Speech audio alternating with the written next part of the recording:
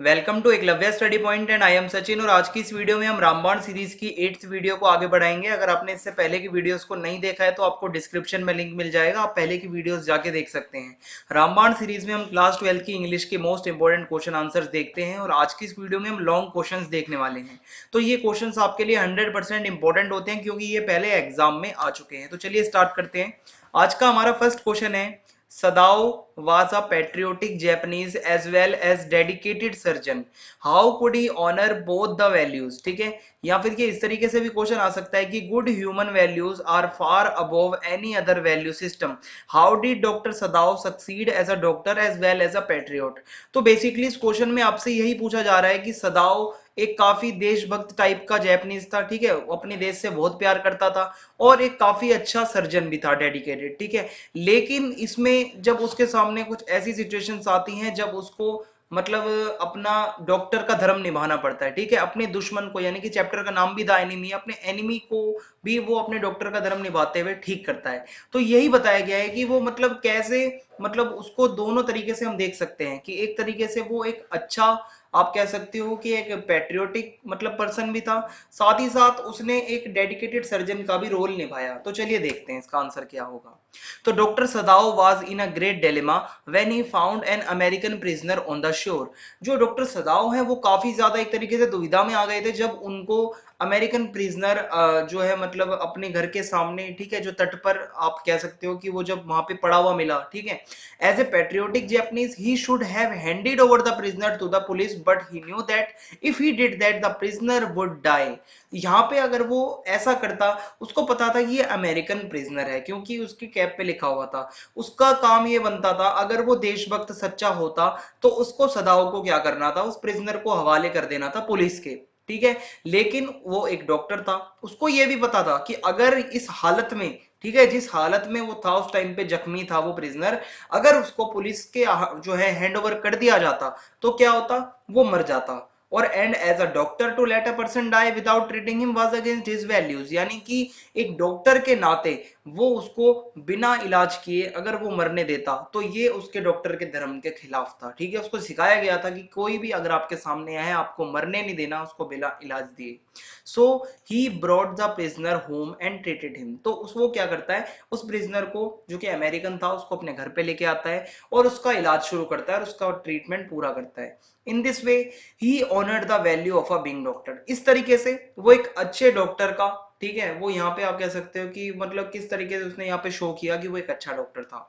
But he inform the general about it and so he honoured the value of A patriot. लेकिन साथ साथ उसने general को, जो कि ओल्ड जनरल था, उसको भी इन्फॉर्म कर दिया कि मेरे पास इस तरीके से ये अमेरिकन प्रिजनर है, ठीक है। तो इस तरीके से उसने एक देशभक्त का भी अपना नियम, सॉरी, जो धर्म है वो मतलब पूरा किया। एक तरीके से तो वो सदाओ ने यहाँ पे शो किया कि किस तरीके से वो एक अच्छा डॉक्टर था, ठीक है, अपने डॉक्टर का धर्म निभाया। दूसरी तरफ एक देशभक्त का धर्म भी वो निभाता है क्योंकि उसने जनरल को इन्फॉर्म करा। It was fortunate for him that the general forgot to send the assassins and so he got an opportunity to send him away. लेकिन वो किस्मत वाला था कि जनरल जो है वो भूल गया था हथियारों को भेजना। जनरल ने कहा था कि मतलब कुछ हथियारे भेजे जाएंगे और उसके बाद उस अमेरिकन की हत्या कर दी जाएगी। लेकिन वो किस्मत वाला था, वो जो जनरल था वो भेजना भूल गया हथियारों को और इस तरीके से उसको अपॉर्चुनिटी मिल गई और उसने जो वो प्रिजनर था उसको भगा दिया, ठीक है। एक तरीके से आप कह सकते हो कि उसको एस्केप करने में मदद करवाई डॉक्टर सदाव ने। तो ये इसका आंसर होगा। नेक्स्ट क्वेश्चन है, what is the bond that unites the two, the old Mr. Lamb and Derry the small boy? How does the old man inspire the small boy? ठीक है, कैसे जो है मतलब लैम्ब ने इंस्पायर किया डेरी को, या फिर how did Mr. Lamb's meeting with Derry become a turning point in Derry's life? या फिर आप इस तरीके से भी इसको कह सकते हो कि लैम्ब के साथ मिलना डेरी के लिए किस तरीके से एक टर्निंग पॉइंट था उसकी लाइफ के अंदर, ठीक है। तो आइए देखते हैं। Dairy is a 14-year-old boy, ठीक है, डेरी 14 साल का एक लड़का है। With a face burnt bye acid, उसका जो फेस है वो जल गया था किससे, तेजाब से। Mister Lamb serves as an ideal person for Derry. और यहाँ पे मिस्टर लैम जो है वो डेयरी के लिए एक आइडियल पर्सन है। क्यों? क्योंकि mister Lamb has a tin leg. ठीक है, मिस्टर लैम का जो पैर है वो नकली है, ठीक है, टिन का है।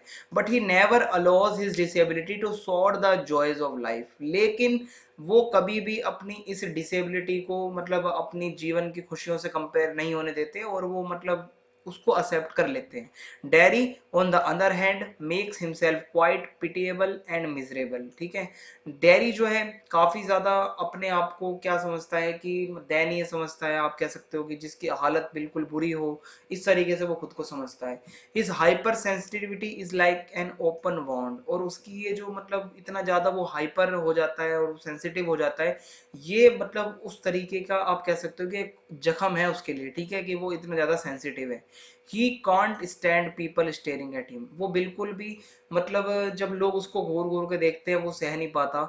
Even cruel and uncharitable remarks upset him. और जो उसके लिए लोग कुछ बातें बोलते हैं जो कि काफी ज्यादा क्रूअल होती हैं और काफी ज्यादा अनचैरिटेबल बातें उसके लिए कही जाती हैं, वो बिल्कुल भी इन सब चीजों को सहन नहीं कर पाता और ये सब चीजें उसको अपसेट करती हैं। He can't keep his years shut. वो अपने कानों को कभी भी बंद करके नहीं रख सकता। Nor does he possess a large and generous heart like that of mister Lamb. और ना ही उसके पास मिस्टर लैम्ब के जैसा एक उदार, एक अच्छा, एक मतलब कह सकते हैं ना बड़े दिल वाला, ऐसा बिल्कुल भी उसका नेचर नहीं है। ठीक है, और बिल्कुल भी ऐसा बड़ा दिल नहीं है डेरी का जैसा कि लैम्ब का है। Children call him Lamey Lamb but he does not mind it. जो बच्चे हैं वो लैम्ब को लैमी लैम कहते हैं, यानी कि लंगड़ा लैम, लेकिन लैम्ब बिल्कुल भी इस चीज का बुरा नहीं मानता। He plays with them and gives them jellies and toffees. बल्कि वो क्या करता है, उन बच्चों के साथ खेलता है, उनको जेलीज देता है, उनको टॉफीज देता है। इसके उल्टे हाथ पे अगर हम देखें, जो डेरी है यहाँ पे, वो काफी ज्यादा बुरा मान जाता है अगर उसको कोई कुछ बोले। तो dairy has developed a perverted thinking. ठीक है, उसकी थिंकिंग ही थोड़ी वैसी हो गई है। The worst is that Derry destructs this world and its people. ठीक है, और we find a change in Derry in the end. लेकिन जैसे ही स्टोरी खत्म होने वाली होती है तो डेरी के अंदर एक चेंज आता है। ठीक है, mister Lamb's ideas leave their imprint on him. ठीक है, जो मिस्टर लैम्प की जो बातें थी, जो आइडियाज थी, वो कहीं ना कहीं जो वो डेरी है उसके ऊपर छाप छोड़ जाती हैं। He is free from that complex now. ठीक है, he does not care about his burn face and it is no more important to him. और वो काफी ज्यादा इंस्पायर होता है लैम्प से कि लोग उसको इतना चिढ़ाते हैं, उसके बावजूद लैम्प काफी खुश रहते हैं। तो ये सारी चीजें डेरी को इंस्पायर करती हैं और इस तरीके से वो अपनी इन चीजों को धीरे धीरे इग्नोर करने लगता है। और वो फिर ज्यादा मतलब केयर नहीं करता अपने इस बारे में कि मतलब मेरा फेस जला हुआ है, मैं बुरा लगता हूँ, ये सब बातें वो भूलने लगता है और ये सब बातें उसके लिए इंपॉर्टेंट नहीं रहती। नेक्स्ट क्वेश्चन है, how did Charlie reach the third level of Grand Central और how was it different from the other levels. तो ये थर्ड लेवल से क्वेश्चन है और यहाँ पे पूछा गया है कि कैसे चार्ली को थर्ड लेवल मिलता है और how was it different from the other levels, और वो कैसे अलग था दूसरे लेवल से। तो यहाँ पे इसका आंसर होगा कि वन नाइट, एक रात को क्या हुआ, Charlie worked till late at the office. Charlie अपने ऑफिस में लेट वर्क करता है। ठीक है, रात हो जाती है ऑफिस में। Then he was in a hurry to get back to his apartment. और उसके बाद जब वो जाता है तो उसको काफी जल्दी होती है अपने अपार्टमेंट में जाने की वापस। So he decided to take the subway from Grand Central. ठीक है, उसके बाद वो ये डिसाइड करता है कि वो सबवे पे जाकर, ठीक है, मतलब सबवे जाएगा जो कि कहाँ पे है, Grand Central. He went down the steps and come to the first level. ठीक है, यहाँ पे वो सीढ़ियों से जाता है और वो आ जाता है कहाँ पे, फर्स्ट लेवल पे। Then he walk down to the second level. उसके बाद वो धीरे धीरे सेकंड लेवल पे पहुंच जाता है। ही नोटिस स्ट्रेंज थिंग्स अ डोरवे डाउन। ठीक है, उसको कुछ अजीब सी चीजें दिखती है वहां पे। He followed the steps and reached the third level. और धीरे धीरे वो जो एक इमेजिनरी जो एक थर्ड लेवल होता है वो उसके अंदर पहुंच जाता है।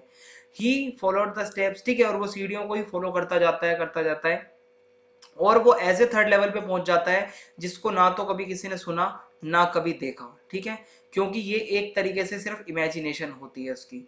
ही ducked into an arched doorways that headed to the subway. और वो एक दरवाजे के अंदर घुसता है झुक के। ठीक है, इस तरीके से आर्च्ड होता है दरवाजा कुछ इस तरीके से। ठीक है, और वो उसके अंदर जाता है और जो कि सबवे की तरफ जा रहा था। Then he get lost. उसके बाद वो खो जाता है उसके अंदर। Knowing that he was going wrong he continued to work downward. ठीक है, वो अब क्या करता है, उसको मतलब पता चल रहा होता है कि वो गलत जा रहा है। ठीक है, लेकिन फिर वो कंटिन्यू रखता है इस चीज को। The tunnel turn a sharp left and then taking a short flight of stairs, ठीक है, वो टनल में जब वो जा रहा होता है तो एक एक टर्न आता है वहां पे शार्प एकदम, ठीक है, जल्दी से लेफ्ट साइड वो मुड़ जाता है और वहां पे सीढ़ियां मिलती है उसे। He came out on the third level, यहाँ पे अब वो आ गया है थर्ड लेवल पे, ठीक है, जो कि कहाँ पे है, ग्रांड सेंट्रल स्टेशन पे। Here he saw many unusual things, यहाँ पे उसको कुछ बहुत सारी अजीब चीजें दिखती हैं थर्ड लेवल पे। कैसे, there were very few tickets windows and train gates, ठीक है, वहां पे बहुत ही कम विंडो टिकट्स होती हैं और काफी मतलब ट्रेन के जो गेट है वो भी बहुत कम होते हैं। That were old looking handmade of would, ठीक है, जो कि मतलब जो गेट्स होते हैं वहां के काफी ज्यादा पुराने तरीके से होते हैं और आप कह सकते हो लकड़ी के बने होते हैं। और एक चीज और बता दूं, वहां पे ट्रेन बहुत कम दिखती हैं उसको, और जो विंडो टिकट्स जो काउंटर्स होते हैं, ठीक है, वो भी बहुत कम होते हैं। डिम गैस लाइट फ्लिकर्ड, ठीक है, जो गैस लाइट्स होती हैं, ठीक है, जो पुराने जमाने में चलती थी वो जल रही होती हैं। और एंड मैन वोर डर्बी हैट्स, और जो वहां पे जो लोग घूम रहे होते हैं, जो आदमी घूम रहे होते हैं, उन्होंने डर्बी हैट्स पहनी हुई होती हैं, टोपियां। एंड 4 बटन सूट्स, और उन्होंने 4 बटन वाले वो सूट्स पहने होते हैं जो कि पहले के जमाने में पहने जाते थे। It was a rather strange world of side Burns, ठीक है, और काफी अजीब तरीके के उनके साइड बर्न्स होते हैं, जो साइड से जो कलमे होती हैं, जो उनकी दाढ़ी होती हैं, और जो मूछें होती हैं, जो मुस्टैचेस होते हैं, वो काफी फैंसी तरीके की होती हैं। तो इस तरीके से जो यहाँ पे आता है चार्ली, तो यहीं पे मतलब ये आंसर खत्म हो जाता है, क्योंकि मैंने आपको बता दिया है कि थर्ड लेवल क्या था, किस तरीके से वो और लेवल से अलग था, ठीक है, क्योंकि यहाँ पे सारी चीजें इमेजिनेशन वाली थी जो कि पुराने जमाने में हुआ करती थी, और वो सारी चीजें उसको दिखती हैं यहाँ पे चार्ली को, ठीक है। तो इस तरीके से सेम आपको आंसर लिखना है अपने एग्जाम में। इंग्लिश की बुक अवेलेबल है, आप परचेज कर सकते हैं, इसमें आपको मोस्ट इंपोर्टेंट क्वेश्चन आंसर्स मिलेंगे, और इसके लिए आपको प्ले स्टोर पे जाके एकलव्य ऑफिशियल को डाउनलोड करना है और आप वहां से जाके ई बुक को ले पाएंगे। फिजिकल के भी ई बुक अवेलेबल है,